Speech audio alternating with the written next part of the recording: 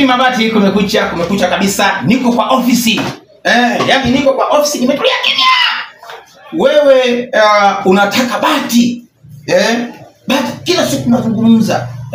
Unapotaka bati zenye quality kubwa. Na maisha quality kubwa. Sasa msio mnalialia. Sasa unataka kitu cha quality kubwa. Tunajua viwango vimetofautiana lakini kuna quality kubwa. Kiambia bei basi natakiwa ujikunje, natakiwa uvimbe.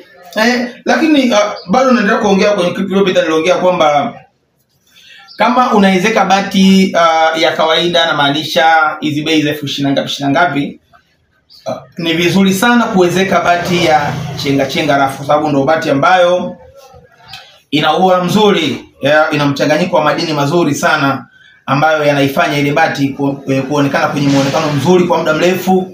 Lakini pia ni bati ambayo haikeri kuiangalia, yani haiwaki sana. Ni bati moja amazing sana, ni bati moja safi sana. Kwa Kevin Mabati, mimi ni mzee wa kuongea ukweli. Yani kuongea ukweli ndio maisha yangu.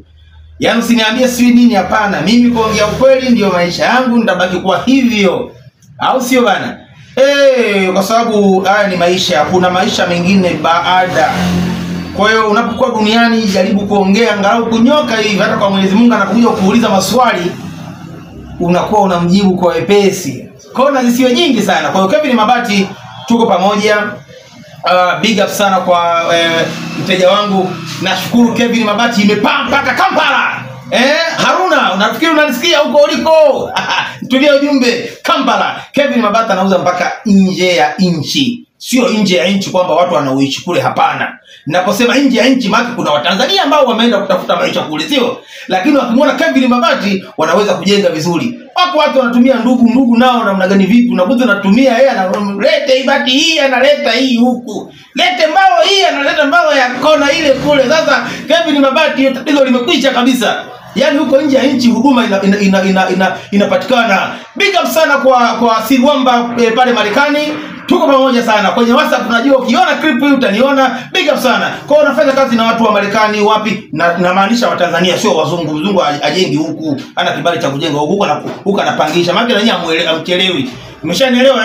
Kwa hivyo sasa hivi ni mambo free. Huko nje ya nchi mtumie Kevin Mabati. Tuma ndugu kama mwakilishi, nakupa kodi, usitume hela. Tuma ndugu kama mwakilishi aweze kufika aonane na Kevin Mabati, uweze kuongea naye kwa WhatsApp muone. Kevin Mabati ndio mimi hapa yaani mimi hapa ndio mwenyewe Kevin Mabati. Hakuna copy ya Kevin Mabati. Tuma mwakilishi, akishafika hapa unaoga na hizo bwana Kevin Mabati nimempata, basi anaweza kukupatia vitu murwa.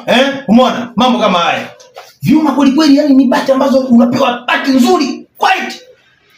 Na msisahau warranty card kutoka Araf Mabati Africa. Unapewa na warranty card kabisa yani, miaka 5. Unataka nini sasa? Bwana kwa chochote wanakukalisha katu, unakuletea bati, misumari na nini. Unakaa nyumbani wanakuletea shika kama karatasi. Alafu unaanza kulialia. Kevin Mabati nipo kwa ajili ya nini sasa?